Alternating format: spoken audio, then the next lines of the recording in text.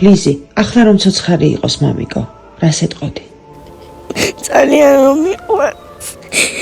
ძალიან მენატერება მამიკო. ახსენებ და როდესაც გვაცეკვებდა. ой, შენ დედას დედი, შენ დედას შვილო. მე მალე მოვკვდებიო, ვიციო. ხელში დაიკავებ და შავი შვილს და ისე ეცეკვებოდა და დედა მეუთხარი ცოდვა არ დამიგდა ბავში ნოტირიღად. არა, დედი ეს ბოლო ცეკვა ჩემი ორეზიკოსთანო. ამის ჯოვრით მოკდა ჩემი შვილი. ეს არის ჩემი შვილი, გარდაცვლილი შვილი, ამირანის შვილი, რომელიც 23 წლის ასაკში შვილის ჯავრით გარდაიცვალა.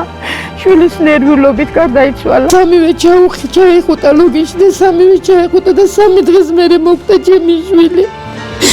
სულიც ახოდა რეზიკო, მეტი არაფერი ჯავრი არ ჩაყოლია ჩემში, ჩემი შვილის ჯავრი ჩაყვა თავის შვილი. შესაჭიროება რეაბილიტაციის კურსები, მედიკამენტები, პამპერსები და ყვება. მინდა რომ ყველას მოგმართოთ, რომ ჩემი შვილის სახელით, რომ ჩემი შვილის დაუდგეთ ყველამ გვერდით.